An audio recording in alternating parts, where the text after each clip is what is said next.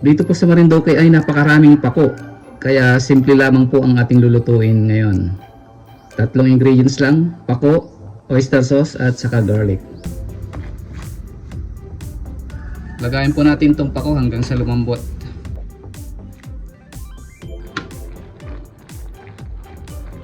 Pag medyo malambot na, ay patayin na natin yung apoy at i-drain na po natin to. I-drain po natin ng gusto yung ating pako.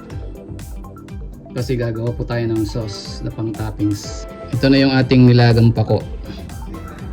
Ang 4 na ingredients natin, mantika.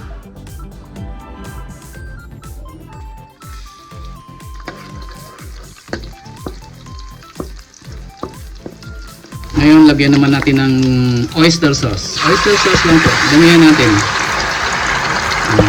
Hindi na po tayo maglalagay ng asin, ng seasoning. Ito na po. Ito lang. Kapag sobrang lapot ng ating oyster sauce, lagyan po natin ng konting tubig.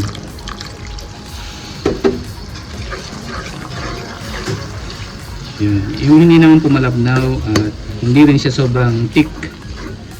Yan, pwede na po yan. Ibuhos na natin sa ating pako, nilagang pako. Ibuhos na natin yung ating sauce. Yan, cover natin lahat ng ating pako.